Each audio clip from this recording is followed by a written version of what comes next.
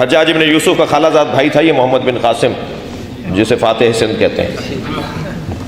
جی میں سندھ میں بھی کہہ چکا ہوں، یہ نہیں کہ میں پنجاب میں بول رہا ہوں تو مجھے کچھ پریشانی نہیں ہوگی، اور ہم تو یہاں مجلس پڑھ رہے ہیں، وہاں والے شاید جلدی سن رہے ہوں۔ جی یہ کوئی گھبراہٹ نہیں ہے، وہاں بھی کہہ چکے ہیں۔ حضرت عبداللہ شاہ غازی نے سندھ میں اسلام پہنچایا، محمد بن قاسم تو انہیں مارنے آیا تھا، اور ٹھٹے میں محمد بن قاسم نے ہی انہیں شہید کیا، ٹھٹے سے ان کی لاشا لا کے یہ اس وقت میں یہ سمندر جو ہے آگے تک تھا، یعنی یہ سمندر کے اندر تھا یہ مزار، سن 60 تک یہاں پانی تھا۔ میں نے ایک آواز اٹھائی تھی کاظمی صاحب کہ ہمیں مرکزی جلوس جو نشتر پارک کا ہے اسے حضرت عبداللہ شاہ غازی کے مزار تک کیوں نہیں لے جایا گیا؟ سن 47 میں جن بزرگوں نے بنیاد ڈالی آ کر پاکستان میں ان جلوسوں کی، ان بہت سارے کاموں کی، بہت نیکیوں کی، پہلے سے بھی تھا۔ میں جو پرانے یہاں کے رہنے والے ہیں ان کی خدمات کا اعتراف ہمیں کرنا چاہیے، مگر 47 کے بعد 4 برابر زیادہ ہو گیا نا، اس کو تو سبھی مانیں گے، ٹھیک ہے۔ تو میں نے وہاں ایک بات، تو بزرگ کچھ ملے مجھے کہنے لگے جی آپ کی بات اپنی جگہ ٹھیک ہے اور اچھی بات ہے کہ ہمیں پرسہ دینے کے لیے حضرت عبداللہ شاہ غازی کے مزار پہ جانا چاہیے تھا۔ امام جعفر صادق کے نمائندے تھے نا وہ، اہل بیت کے سب سے زیادہ معتبر ترین اگر کوئی شخصیت بر صغیر میں ہے جو ائمہ کے زمانے کی تو وہ حضرت عبداللہ شاہ غازی ہیں، تو انہیں ہمیں پرسہ دینا چاہیے تھا، وہاں جلوس ختم ہونا چاہیے تھا۔ تو انہوں نے بتایا سن 60 تک تو یہ پانی تھا، یہ تو سمندر تھا، اور یہ سمندر کے اندر ایک پہاڑی کی ٹیلا تھا، چوٹی تھی، جس کے اوپر جا کے ان کو دفنایا گیا تھا۔ تو یہ تو بعد میں پانی پیچھے ہٹائے اور پھر وہاں پر کالونی بن گئی، جو آبادی ہو گئی، جو بھی بنائے گئے مکانات۔ غرض ہمیں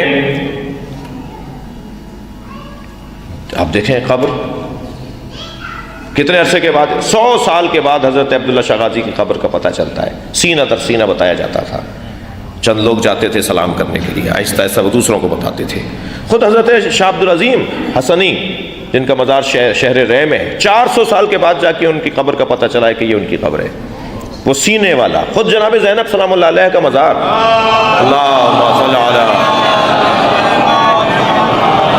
200 سال کے بعد، واقعہ کربلا کے 200 سال کے بعد جناب زینب کا مزار بنا ہے، وہ سینے والا علم آگے چلتا رہا، جی خاندانی وہ جو سلسلہ جو چلتا رہا، وہ جو سینہ در سینہ بتایا جانے والا علم ہے۔ تو یہ مزارات، خود سرکار کا مزار یا امام حسین کا، یہ ایک ہسٹری ہے مزارات کی، اس کے اوپر کبھی اور تفصیل سے بات ہو، لیکن اتنا ہے کہ جو اللہ کے مقرب ہوتے ہیں، جو اللہ سے قریب ہوتے ہیں، وہ ان کی قبریں ہمیں ہدایت عطا کر رہی ہوتی ہیں، ان کی قبروں سے نور نکل رہا ہوتا ہے، ان کی قبروں سے لوگوں کو رہنمائی نصیب ہو رہی ہوتی ہے۔ آپ جب کربلا جاتے ہیں نا تو کربلا کی فضا میں نور ہے، کربلا کی فضا میں علم ہے، تقویٰ ہے، پرہیزگاری ہے۔ بڑے بڑے لوگ وہاں جا کے گناہوں سے ہاتھ اٹھا لیتے ہیں، وہاں سے واپس آنے کے بعد جب تک نور زیارت حسین باقی رہتا ہے وہ گناہوں سے ہاتھ اٹھاتے ہیں، وہ نیک اور پرہیزگار ہو جاتے ہیں، اچھے انسان بن جاتے ہیں، اچھے پڑوسی بن جاتے ہیں، اچھے دوست بن جاتے ہیں، اچھے شوہر، اچھے بھائی بن جاتے ہیں، اچھا بیٹا بن جاتا ہے کہ کربلائی ہو کر لوٹا ہے۔ اس سے بہتر اور کیا نظام ہدایت ہوگا؟